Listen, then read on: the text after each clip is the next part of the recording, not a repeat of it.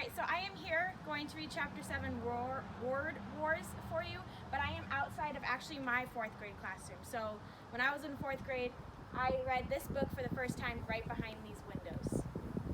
Alright, Chapter 7, Word Wars. School was the perfect place to launch a new word, and since this was the major historical event, Nick wanted to begin in exactly the right class, 7th period Language Arts. Nick raised his hand first after the bell rang and said, "Mrs. Granger, I forgot my frindle." Sitting 3 rows away, John blurted out, "I have an extra one you can borrow, Nick." Then John made a big show of looking for something in his backpack. "I think I have an extra frindle. I told my mom to get me 3 or 4. I'm sure I had an extra frindle in here yesterday, but I must have taken it out. Wait, oh yeah, here it is."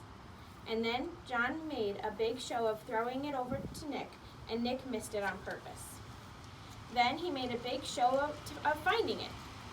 Mrs. Granger and every kid in the class got the message loud and clear.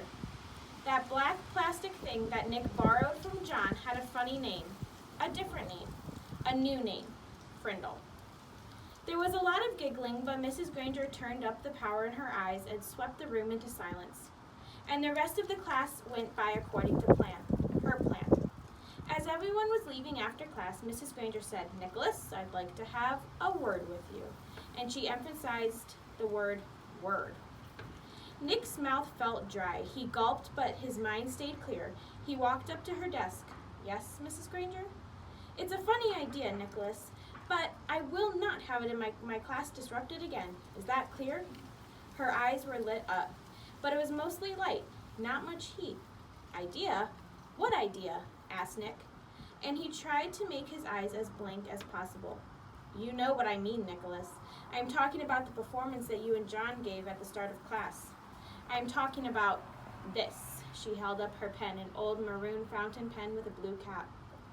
"But I really didn't have a frindle with me," Nick says, amazed by his own bravery and hiding behind his glasses. Nick kept his eyes wide and blank. Mrs. Granger's eyes flashed and narrowed, and her lips formed into a thin, hard line. She was quiet for a few seconds, and then she said, "I see. Very well. Then I guess we have nothing more to discuss today, Nicholas. You may go." "Thanks, Mrs. Granger," Nick said, and he grabbed his backpack and headed out for the door.